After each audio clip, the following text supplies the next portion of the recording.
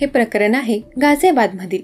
गाझियाबादमध्ये एका घरातून पोलिसांना मदतीसाठी फोन आला होता। तात्काळ पोलीसही घटनास्थळी पोहोचले।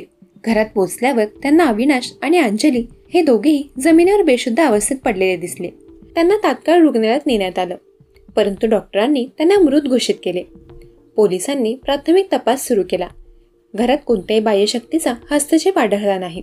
सुरुवातीला पोलिसांना हे कौटुंबिक वाद किंवा नैराश्यातून घडलेली घटना वाटली, परंतु तपासादरम्यान घरात पोलिसांना एक डायरी सापडली। ती डायरी अंजलीची होती। अंजलीच्या डायरीतील 22 पानांची सुसाईड नोट पाहून पोलीस देखील थक्क झाले। ही डायरी केवळ एक सुसाईड नोट नव्हती, तर ती एका बहिणीच्या मनातील वेदना, निराशा आणि हतबलतेचा एक मोठा पुरावा होता। नोटमध्ये अंजलीने अत्यंत स्पष्टपणे सांगितले होते की त्याच्या मृत्यूला कोण जबाबदार आहे। तिने तिच्या सावत्र आईचे नाव रितू आणि वडिलांचे नाव सुखवीर सिंग असे नमूद केले। तिने लिहिले होते, आमच्या मृत्यूला रितू आणि सुखवीर सिंग वगळता दुसरे कोणीही जबाबदार नाही। या नोटमध्ये अंजलीने तिच्या आणि तिच्या भावाच्या वेदनांचे वर्णन केले होते। तिने लिहिले होते, बाबा, एखाद्या मुलाला फक्त जन्म देणे आणि शाळेची फी भरणेच नाही तर त्यांच्यासोबत वेळ घालवणे, त्यांच्या इच्छा पूर्ण करणे देखील आवश्यक आहे। माझ्या भावाला कठोर परिश्रम करून सरकारी नोकरी मिळाली, पण त्याचे इतके शोषण झाले की तो त्याच्या मित्रांसोबत बाहेरही जाऊ शकत नाही। अंजलीने तिच्या वडिलांवर अत्यंत गंभीर आरोप केले। तिने लिहिले, सुखवीर सिंग, मला तुम्हाला बाबा म्हणायला आवडत नाही। तुम्हाला माझ्या मृतदेहाला स्पर्श करण्याचा अधिकार नाही। तुम्ही तुमच्या दुसऱ्या लग्नासाठी तुमच्या स्वतःच्या मुलांच्या आनंदाचा गळा दाबला आहे। तुमच्या पत्नीचे अभिनंदन। नोटमध्ये हे स्पष्ट झाले की अंजली आणि तिचा भाऊ अविनाश यांच्यावर कुटुंबातून मोठा मानसिक दबाव होता। सावत्र आईने त्यांच्या चारित्र्यावर प्रश्नचिन्ह उपस्थित केले होते, त्यांची बदनामी केली होती आणि वडील या सर्व गोष्टींमध्ये गप्प राहिले। अंजलीने तिच्या सुसाईड नोटमध्ये या मानसिक त्रासाचे सविस्तर वर्णन केले होते। नोटमध्ये एक अत्यंत महत्त्वाचा तपशील समोर आला, ज्यामुळे या घटनेला एक वेगळंच वळण मिळालं। अंजलीने लिहिले होते की तिला तिच्या वडिलांची आणि सावत्र आईची फसवणूक आणि हुशारीची जाणीव होती। तिने लिहिले, मला तुमच्या फसवणुकीची आणि हुशारीची जाणीव आहे, म्हणून डायरीत लिहिलेली ही पाने फाडू नका, कारण मी त्यांचा फोटो काढून अनेकांना पाठवला आहे। तुमची हुशारी पकडली जाईल। हा तपशील पोलिसांनी गंभीरतेने घेतला। याचा अर्थ हा वाद फक्त कौटुंबिक नव्हता, तर यामागे काहीतरी मोठं षड्यंत्र असण्याची शक्यता होती। अंजलीला भीती होती की तिने लिहिलेलं सत्य दाबलं जाईल, म्हणून तिने आधीच त्याची प्रत अनेकांपर्यंत पोहोचवली होती। या प्रकरणाच्या तपासाला एक नवीन दिशा मिळाली।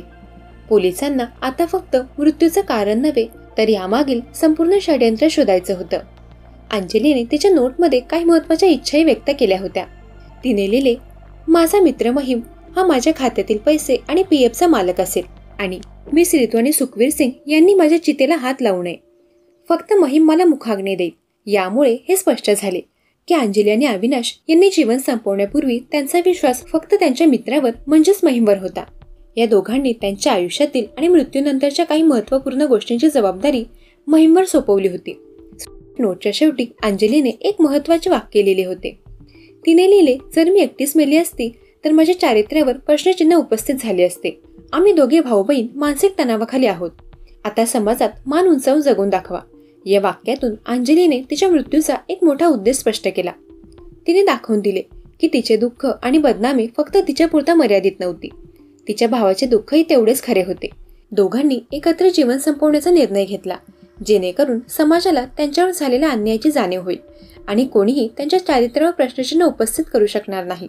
ही घटना केवळ साधारण जीवन संपवण्याची नसून ती कौटुंबिक संबंधातील तणाव, मानसिक शोषण आणि हतबलतेची एक भयानक कहाणी होती। इंटेलिजन्स ब्युरोमध्ये कार्यरत असलेला एक तरुण अधिकारी आणि त्याची बहीण, जे आपापल्या जीवनात यशस्वी होण्यासाठी कठोर परिश्रम करत होते, त्यांना कौटुंबिक वादामुळे इतके टोकाचे पाऊल उचलावे लागले। हे अत्यंत धक्कादायक आहे। अंजलीने तिच्या डायरीमध्ये लिहिलेल्या प्रत्येक शब्दातून तिची आणि अविनाशची वेदना स्पष्ट झाली। त्यांनी त्यांच्या मृत्यूनंतरही त्यांच्यावर अन्याय करणाऱ्यांना समाजात तोंड दाखवायला जागा ठेवणार नाही हे दाखवून दिले। त्यांच्या सुसाईड नोटमुळे केवळ पोलीस तपासच नाही, तर समाजातील कौटुंबिक संबंधांवरही प्रश्नचिन्ह निर्माण झाले।